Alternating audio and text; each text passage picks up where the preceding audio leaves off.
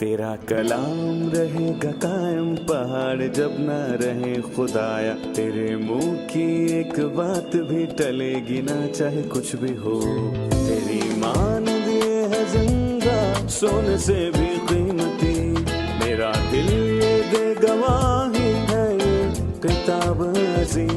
नाज़िल करे अपना कलाम, शिकस्ता दिलों को सुकून मिले, तारीखी दूर हो मेरी राहें रोशन कर। दिल अपना कलाम कसरत से ए खुदा बदल दे, रिहाई दे कसरत से फल मिला। कलाम रहेगा कायम पहाड़ जब ना रहे खुदाया, तेरे मुंह की एक बात भी टलेगी ना चाहे कुछ भी हो।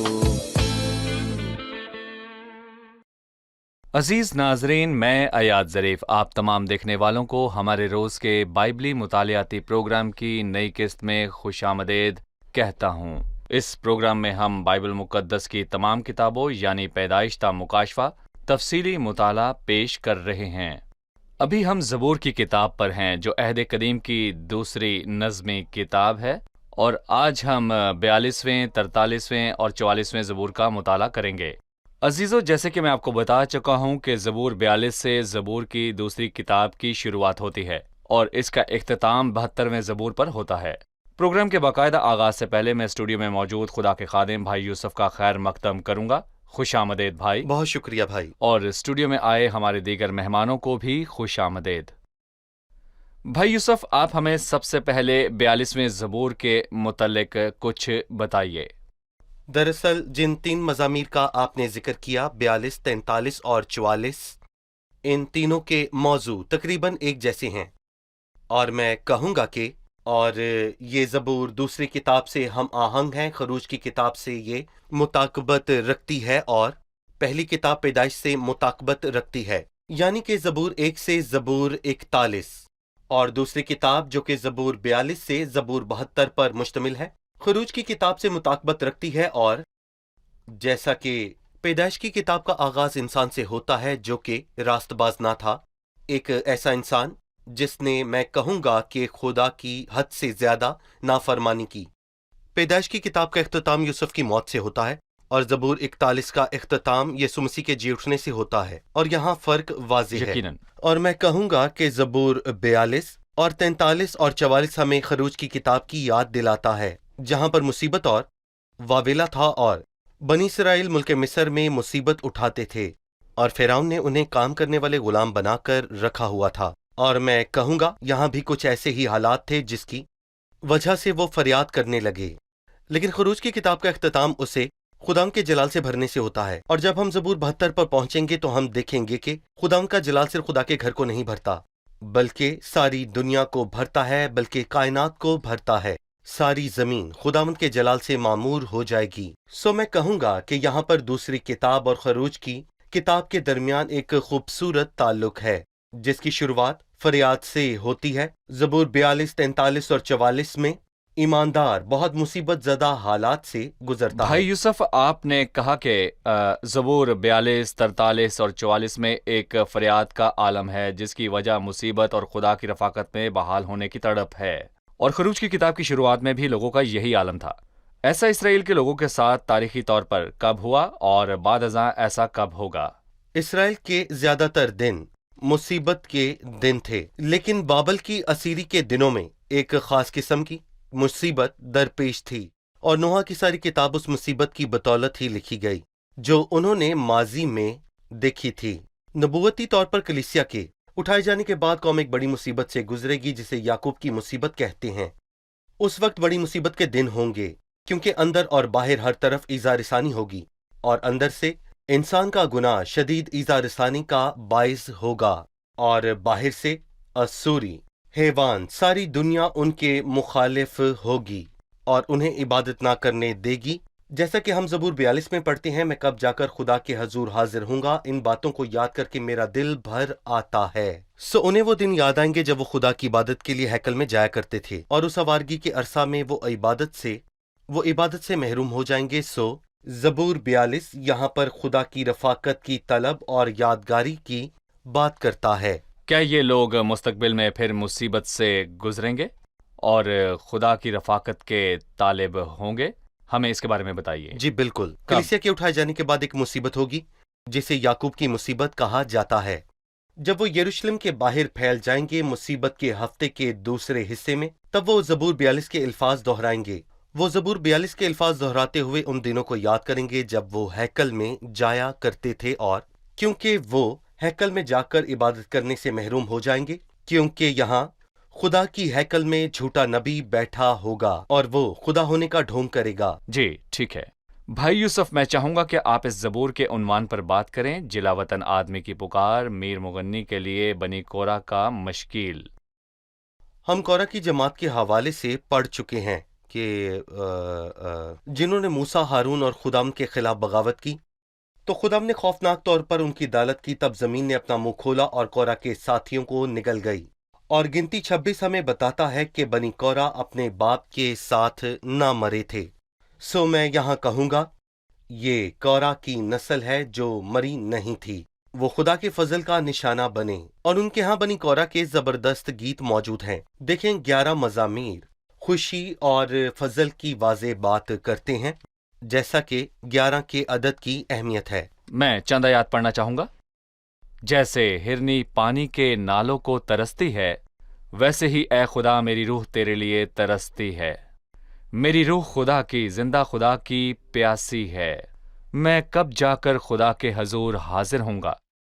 मेरे आंसू दिन रात मेरी खुराक हैं, जिस हाल के वो मुझसे बराबर कहते हैं तेरा खुदा कहाँ है। इन बातों को याद करके मेरा दिल भर आता है कि मैं किस तरह भीड़ यानी ईद मनाने वाली जमात के हमरा खुशी और हमद करता हुआ उनको खुदा के घर में ले जाता था। ऐ मेरी जान तू क्यों गिरी जाती है, तू अंदर ही अंदर क्यों बेचैन है। खुदा से उम्मीद रख, क्योंकि उसकी निजात बख्श दीदार की खातिर मैं फिर उसकी सताइश करूंगा। आपने कहा कि वो खुदा के तालिब थे। जी, खुदा के तालिब होने के मुतालिक और बताएं कि सिर्फ मुसीबत के वक्त में ही नहीं। ये तलब कैसी है, इसके बारे में बताइए। यहाँ एक खूबसूरत इजहार किया गया है कि जैसे हरनी पानी के नालों को तरसती है, और कहा जाता है कि हरनी सूंघने की हिस्स रखती है, जिसे वो पानी को दूर ही से सूंघ लेती है और उसकी तरफ दौड़ी चली जाती है, क्योंकि वो पानी के बगैर नहीं रह सकती। और जबूर नवीस के दिल में बिल्कुल यही मंजर चल रहा है, और वो कहता है कि जैसे हरनी पानी के नालों को तरसती है, इसी तरह मेरी रूह खुदावंद की प्यासी है। ये खूबसूरत अक्स है। इससे मुझे सेंट अगस्टिन याद आते हैं, जिन्होंने कहा कि खुदावंद तूने मुझे अपने लिए बनाया है और हमारी जानें तेरे सिवा कहीं और आराम नहीं पा सकती। और मैं कहूँगा जबूर 42 में जबूर नवीस यही बात कह रहा है कि मैं खुदा का तालिब हूँ और मैं खुदा के बगैर नहीं जी सकता, क्योंकि मैं उसकी भलाई का प्यासा हूँ। और मैं कहूँगा कि ये ख्यालात बहुत से मज़ामीर के अंदर हैं। मिसाल के तौर पर जबूर 27 में मैंने खुदावंद से एक फरियाद की है, मैं उसी का तालिब रहूँगा कि मैं उम्र भर खुदावंद के घर में रहूं। जबूर 63 ऐ खुदा तू मेरा खुदा है, मैं दिल से तेरा तालिब होऊंगा, मेरी जान तेरी प्यासी और मेरा जिस्म तेरा मुश्ताक है। जबूर 84 में भी यही कुछ है। और मैं कहूँगा कि और भी बहुत सी जगहें हैं, लेकिन खुदा की तलब ही मुक़द्दसों की पहचान है। और ये मसीही इबादत की पहचान है, खुदा की तलब। इंसान खुदा के सामने खड़े होने का पाबंद नहीं है, जबकि वो डरा हुआ उस पाबंदी की जद में है। और मैं कहूँगा कि ये नंबर बढ़ाने की बात नहीं, बल्कि खुदा की तलब की वाज़े बात है। यहाँ हम एक वक्फा लेंगे, फिर मैं आपसे इस ज़बूर में किए गए सवालात के मुतालिक पूछूंगा, जबकि वो अपने आप से मुखातिब है। ऐ मेरी जान तू क्यों गिर जाती है, तू अंदर ही अंदर क्यों बेचैन है। सब जानेंगे एक छोटे से वक्फे के बाद। इससे पहले आपने बताया कि ज़बूर की किताब का पहला हिस्सा ज़बूर 1 से लेकर 45 ज़बूर तक है, जो कि पैदाइश की किताब से मुताबिकत रखता है। पैदाइश की किताब का इख्तिताम यूसुफ की मौत से होता है, जब वो मिस्र के ताबूत में उतारा गया। ज़बूर का पहला हिस्सा क़यामत से इख्तिताम पजीर होता है। ज़बूर की किताब का दूसरा हिस्सा जो अब शुरू हुआ है, ज़बूर 42 से लेकर ज़बूर 72 तक है। ये हिस्सा खरूज की किताब से मुताबिकत रखता है, जो फिरौन के कदीम लोगों को दुख देने और मिस्र से उनके खरूज को जाहिर करता है।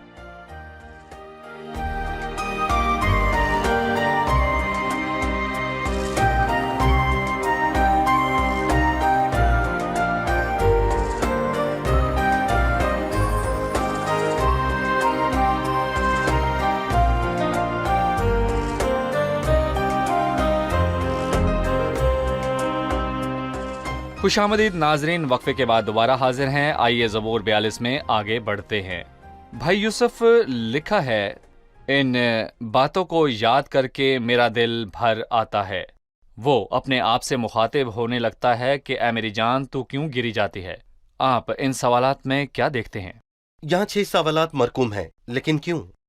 और 7 सवाल ज़बूर 43 में हैं, जो कि उन्वान के बगैर हैं। और ऐसा लगता है कि ज़बूर 42 और 43 एक ही तारीखी मौके पर तहरीर किए गए हैं।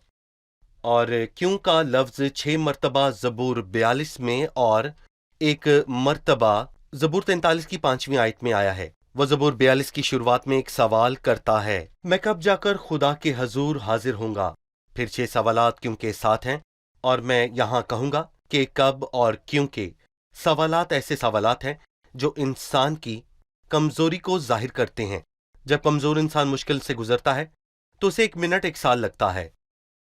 सो जो शख्स खुदावंद की रफाकत में नहीं, वैसा शख्स है जो कैद में हो। इसलिए कि दिन 24 घंटे का नहीं बल्कि उससे लंबा है, लेकिन अच्छे दिन बहुत ही तेजी से गुजर जाते हैं। मैं कब जाकर खुदावंद के हजूर हाजिर होऊंगा, मेरे आंसू दिन रात मेरी खुराक हैं। और बराबर कहते हैं, तेरा खुदा कहाँ है। और बाद में वो 6 सवालात पूछता है, तू क्यों गिराई जाती है, तू क्यों अंदर ही अंदर बेचैन है। 9वीं आयत में वो कहता है, मैं खुदावंद से जो मेरी चट्टान है कहूंगा, तू मुझे क्यों भूल गया, मैं दुश्मन के जुल्म के सबब से क्यों मातम करता फिरता हूँ। और 11वीं आयत में फिर से कहता है कि ऐ मेरी जान तू क्यों गिरी जाती है, तू अंदर ही अंदर क्यों बेचैन है। इंसानी कमजोरी का कोई दूसरा हल नहीं है सिवाय खुदावंद पर मुकम्मल भरोसा करने से। भाई यूसुफ, अगर मैं खुदा से ऐसे सवालात करूं कि ऐ खुदावंद क्यों, ऐ खुदावंद कब तक, ऐ खुदावंद ये तूने क्यों होने दिया, क्या यह बात खुदा पर भरोसा रखने और खुदा की इज्जत करने के खिलाफ है? मुखालफत नहीं है, क्योंकि कोई भी बात जो आपको फिक्र और उदासी में मुब्तला करती है, खुदा उसकी खुद फिक्र करता है। खुदा के पास आकर दिल का कोई सवाल करना गलत नहीं है, लेकिन मैं इसे इंसानी कमजोरी कहता हूं।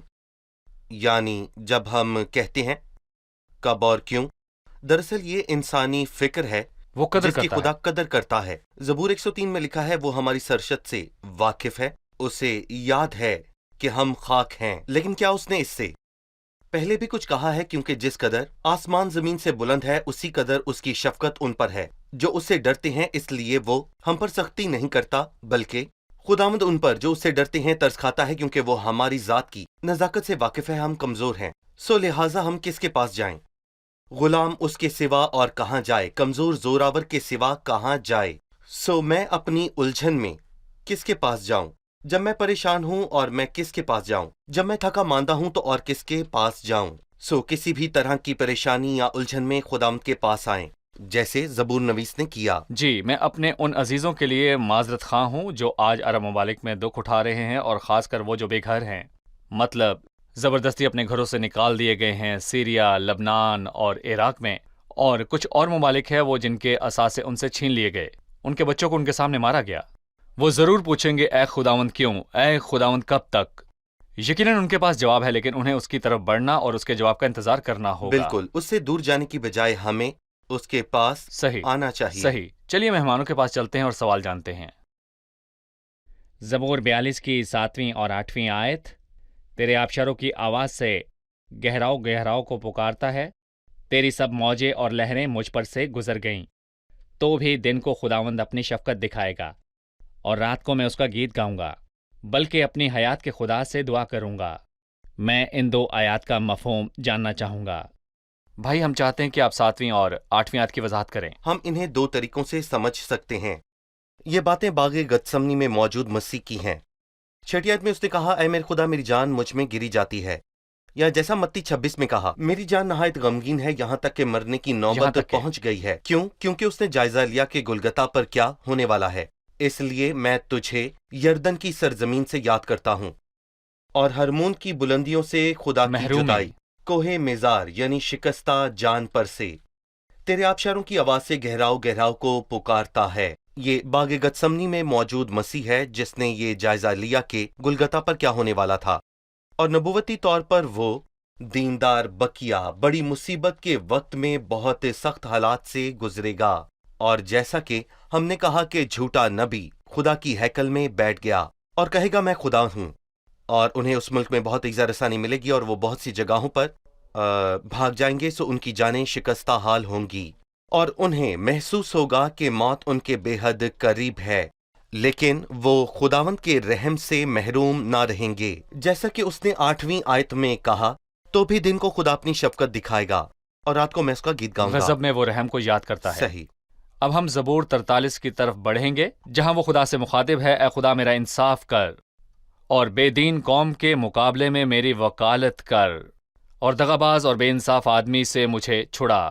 بے دین قوم اور بے انصاف آدمی کے متعلق سوال ہے، وہ کون ہے؟ نبوتی طور پر یہاں بھی وہ اس اکثریت کی بات کرتا ہے جو جھوٹے نبی کی پیروکار ہو جائے گی۔ وہ بے انصاف آدمی جھوٹا نبی ہے جو ہلاکت کا فرزند ہے۔ وہ کہے گا، اے خدا رحم فرما اور چھڑا، کیونکہ ہم ایک بے دین قوم اور بے انصاف آدمی کے ساتھ رہتے ہیں۔ ہم اس کا اطلاق مسیح پر بھی کر سکتے ہیں، کیونکہ اس دور میں بھی بے دین قومیں تھیں اور آدمی بے انصاف، یعنی کہ یہودا اسکریوتی جو نئے عہد نامے میں ہلاکت کا فرزند ہے۔ ہم اپنے ناظرین کو یہ یاد دلاتے چلیں کہ اس کا براہ راست اطلاق اس دور میں خدا کے لوگوں پر اور بے ایمان اکثریت اور ایماندار مصیبت زدہ لوگوں پر ہوتا ہے، لیکن ایک علامتی اطلاق بھی ہے، جی یعنی ہاں۔ مسیح اور اس کے آس پاس اس کے دشمن۔ جبکہ وہ جسمانی عالم میں تھا، پھر اس کا نبوتی اطلاق قوم پر ہوتا ہے جب اس پر اس بے ایمان اکثریت کے سبب سے مصیبت پڑے گی جو اس حیوان سے منسوب ہے، جو جھوٹا نبی اور بے انصاف آدمی ہے۔ مستقبل جی، کی بڑی مصیبت صحیح۔ کا دور۔ ٹھیک ہے، جی اب میں تیسری اور چوتھی آیت پر آپ کی رائے جاننا چاہوں گا۔ اپنے نور اور اپنی سچائی کو بھیج، وہی میری رہبری کریں، وہی مجھ کو تیرے کوہ مقدس اور تیرے مسکنوں تک پہنچائیں۔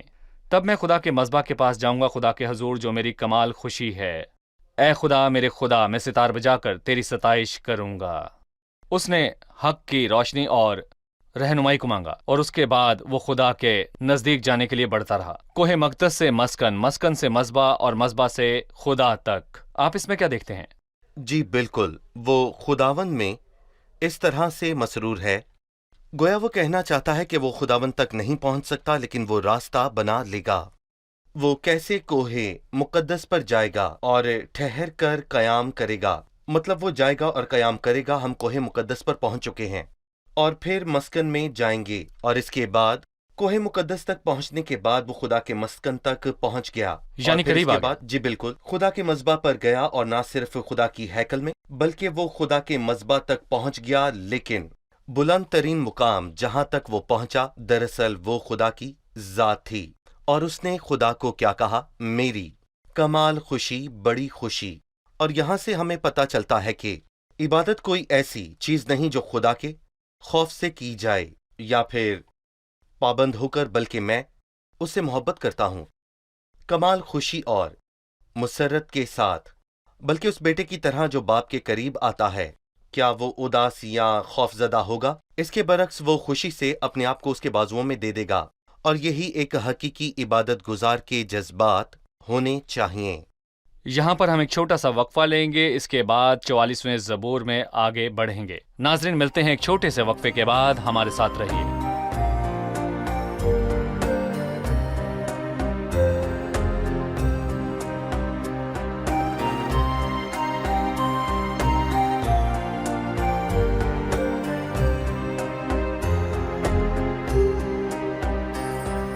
خوش آمدید ناظرین، وقفے کے بعد آئیے آگے بڑھتے ہیں ہم اپنے 44ویں زبور میں۔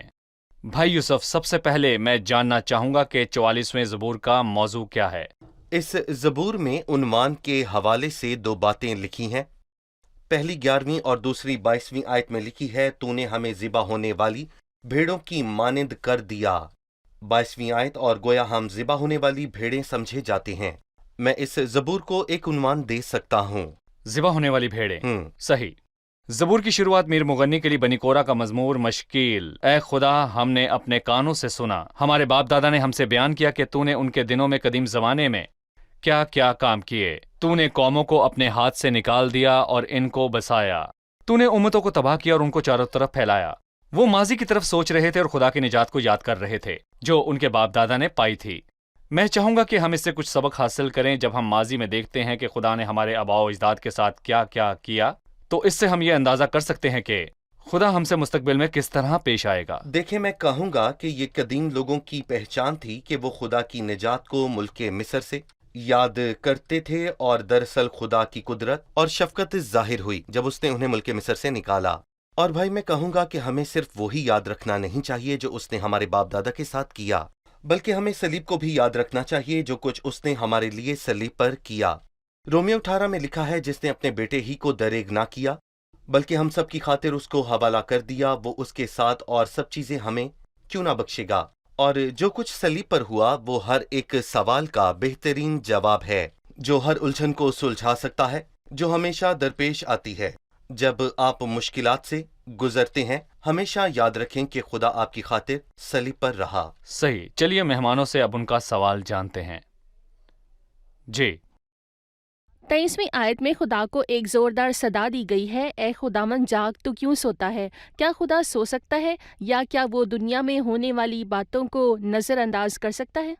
जैसा कि आपने कहा, ये लोग खुदा को अपनी मुसीबत में पुकार रहे थे और कह रहे थे, ऐ खुदावन जाग, तू क्यों सोता है। क्या खुदा वाकई उन्हें दुख और मुसीबत में छोड़कर सो रहा था? भले ही वो बेइल्जाम थे, क्या खुदा सो रहा था, उनकी सुन नहीं रहा था? कभी कभार खुदा के काम ऐसे लगते हैं जैसे वो सो रहा हो, लेकिन दर हकीकत ऐसा नहीं होता। वो ना ऊँगता है और ना वो सोता है। कभी कभार खुदा तोड़ने वाले हालात को आने देता और हमें छोड़ देता है, लेकिन वो ऐसा क्यों करता है? क्या वो बेइंसाफ है? नहीं। क्या सारी दुनिया का इंसाफ करने वाला ना इंसाफ होगा? इस ज़बूर में लगता है वो खुदा को इल्जाम दे रहा है, मसलन, ये सब हम पर बीता तो भी हमने तेरे अहद से बेवफाई नहीं की। क्या ये सच है कि बनी इस्राइल ने खुदाम के अहद से बेवफाई नहीं की? और अगर हम होसिया और खरूज की किताब को पढ़ें कि उन्होंने क्या किया जब मूसा 40 दिन के लिए पहाड़ पर था, तो क्या उन्होंने सोने का बछड़ा नहीं बनाया? ना तेरे अहद से बेवफाई की, ना हमारे दिल बरगश्ता हुए, ना हमारे कदम तेरी राह से मुड़े। तूने जो हमको गीदड़ों की जगह में खूब कुचला और मौत के साए में हमको उसी ने छुपाया। उन्हें मुसीबत में कुचला। उसने जुल्म किया। और यकीनन ये सच नहीं। जब हम तारीख को गैर जानबदारी से देखते हैं तो हम जानते हैं कि वो एक गर्दनकश कौम थी। मूसा ने कहा, जिस दिन से मेरी तुमसे वाकफियत हुई है, तुम बराबर खुदाम से सरकशी करते रहे हो। लेकिन अफसोस कि जब इंसान मुश्किल हालात से गुजरता है तो वो इल्जाम खुदावंद को देता है। इल्जाम देना आसान है बजाय इसके कि वो अपनी खताओं को माने, लेकिन हम जानते हैं कि खुदा उन्हें मुश्किल हालात से गुजरने देगा और इस मुसीबत के नतीजे में वो खुदावंद से फरियाद करेंगे और उन्हें उनका खौफनाक गुनाह याद आएगा जो उन्होंने किया। तारीख का सबसे बड़ा गुनाह जब उन्होंने खुदा के बेटे को मसलूब किया, और इसे हमें यूसुफ और उसके भाइयों की याद आती है। यूसुफ के भाइयों ने हैबतनाक गुनाह किया जब उन्होंने अपने भाई यूसुफ को बेच डाला। इस बात को भूल गए और कहा कि खूनखार दरिंदा उसे खा गया। यूसुफ ने उन्हें कैदखाना में डाला और वो नहीं जानते थे कि ये यूसुफ है, लेकिन उन पर मुसीबत आई तो उन्होंने कहा, हम अपने भाई के मुजरिम हैं। और वो बड़ी मुसीबत जो खुदावंद उन पर लाएगा, और इसके बायस ये यीशु पर मातम करेंगे जब वो उसे जमीन पर आता देखेंगे। और यहाँ पर मैं एक बात कहना चाहूंगा कि जब कोई अपने इकलौते और पेलौठे पर मातम करता है तो ये सब खुदा के काम हैं। वो हम पर जुल्म होने देता है, वजह ये नहीं कि वो जालिम है और न ही ये कि वो मुसीबत में डालना चाहता है। नहीं, वो ये सब हमें तौबा की तरफ लाने के लिए करता है ताकि हम तौबा से महजूज हों। वो इस ज़बूर में खुद को रास्त ठहरा रहे हैं, गोया वो खुदा की अदालत कर रहे हैं, गोया खुदा जालिम है। बिल्कुल। लेकिन तौबा अपनी अदालत करना और खुदा को रास्त जानना है, और खुदा अपने लोगों को मुस्तकबिल में छुड़ाएगा जबकि वो कफारे के रोज अपनी अदालत करेंगे और खुदा को रास्त जानकर अपने जुर्म का इकरार करेंगे। और जैसे ही तौबा का अमल पूरा हो जाएगा वो जाग जाएगा, वो सोता ना रहेगा, वो बचाने की खातिर आएगा। भाई यूसुफ, मैं 22वीं आयत पर आपका आखिरी तबसरा चाहूंगा। उनकी बुराई के सबब से उनके साथ ये सब होगा। जब पौलुस रसूल रोमियो 8 में उनके दुखों का तस्करा करता है जो कि मसीह की पैरवी के नतीजे में आए, मुसीबत, तलवार, काल और नंगापन। کہتا ہے ان سب حالتوں میں اس کے وسیلے جس نے ہم سے محبت کی ان کو فتح سے بڑھ کر اسی غلبہ آیت کا حاصل ہوتا حوالہ ہے۔ دیا۔ اس نے اسی آیت کا حوالہ دیا۔ لیکن ہم کب دکھ کے مستحق ہیں اور کب ہمارا دکھ مسیح کی خاطر ہے جو بابرکت ہے؟ میں چاہوں گا کہ آپ یہ بتائیں کہ ہم کس طرح پرکھ سکتے ہیں کہ یہ دکھ میری برائی کا نتیجہ ہے؟ دیکھیں بھائی، جیسا کہ آپ نے کہا کہ دو طرح کے دکھ ہیں، وہ جو میں اپنے پر خود لاتا ہوں، اور ایک وہ جو خداوند سے میری وفاداری کے بدلے میں آتا ہے، جو کہ پرفضل ہے، اور اگر تم راست بازی کی خاطر دکھ سہو تو بھی تم مبارک ہو۔ اگر خدا کی مرضی ہے کہ تم نیکی کرنے کے سبب سے دکھ اٹھاؤ تو یہ بدی کر کے دکھ اٹھانے سے بہتر ہے۔ سو میں کہوں گا بھلائی کی خاطر دکھ اٹھانا بدی کی خاطر دکھ اٹھانے سے بہتر ہے۔ لیکن ایک اور بات بھی ہے کہ زبور 44 رومیو 8 سے بالکل مختلف ہے۔ یہاں لہجے میں شکست دکھائی دیتی ہے۔ خداوند ہم نیک ہیں لیکن تو ہماری پرواہ نہیں کرتا، تو ہمیں ذبح ہونے والی بھیڑیں جانتا ہے، تو نے ہمیں چھوڑ دیا۔ تو نے ہمیں چھوڑ دیا ہے۔ لیکن رومیو 8 کے لہجے میں فتح مندی ہے، مگر ان سب حالاتوں میں محبت اس کے کی وسیلے ہم کو سے فتح سے بڑھ کر غلبہ حاصل ہوتا ہے، حالانکہ ہم ذبح ہونے والی بھیڑوں کی مانند ہیں۔ مسیح کے لیے دکھ اٹھا کر ہم فتح مندی اور فخر محسوس کرتے ہیں، لیکن جب ہم اپنے گناہوں کی خاطر دکھ اٹھاتے ہیں تو مصیبت اور شرمندگی محسوس کرتے ہیں۔ صحیح، شکریہ بھائی یوسف۔ میں جانتا ہوں کہ زبور میں بہت سی چیزیں ہیں جن پر گفتگو ہو سکتی ہے، لیکن وقت محدود ہے، لہٰذا اب ہم مہمانوں کی طرف بڑھتے ہیں اور ان سے جانتے ہیں کہ انہوں نے آج کیا سیکھا۔ جی، آج کے پروگرام میں آپ نے کیا سیکھا؟ میں خدا سے دعا کرتا ہوں کہ مجھے فضل عطا کرے تاکہ میں اسے الزام نہ دوں اور خود پر نگاہ کروں اور جانوں کہ میں گناہ گار ہوں اور ہمیشہ مجھے اس کے فضل کی ضرورت ہے۔ توبہ خود کو پرکھنے، خدا کو راست جاننے اور ہمیشہ اس کے طالب ہونے کا نام ہے۔ صحیح۔ مجھے اس بات نے واقعی چھوا کہ میری پریشانی اور اداسی میں خدا میری فکر کرتا ہے۔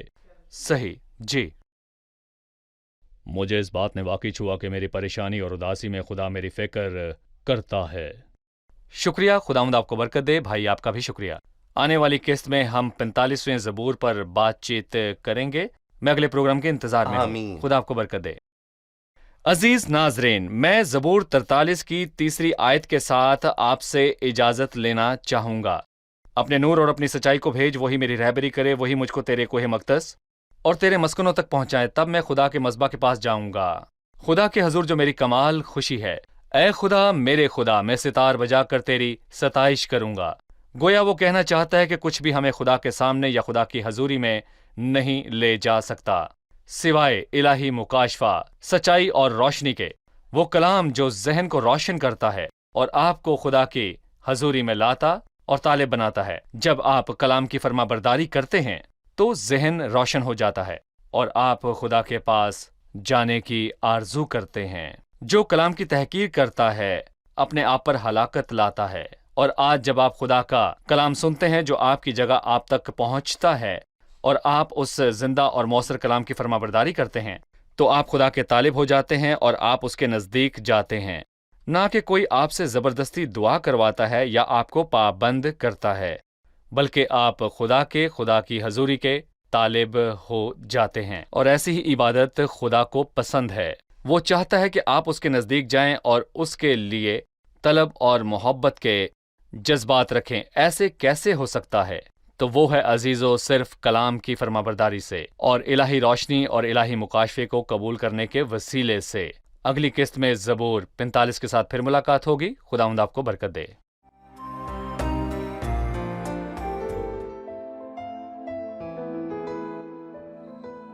تیرا کلام رہے گا قائم، پہاڑ جب نہ رہے خدایا، تیرے منہ کی ایک بات بھی ٹلے گی نہ چاہے کچھ بھی ہو، تیری مانند یہ ہے زندہ سونے سے بھی قیمتی، میرا دل یہ دے گواہی ہے یہ کتاب عظیم، نازل کرے اپنا کلام، شکستہ دلوں کو سکون ملے، تاریکی دور ہو میری راہیں روشن کر، دل اپنا کلام کثرت سے اے خدا بدل دے، رہائی دے کثرت سے پھل ملاؤ، کلام رہے گا قائم، پہاڑ جب نہ رہے خدایا، تیرے منہ کی ایک بات بھی ٹلے گی نہ چاہے کچھ بھی ہو۔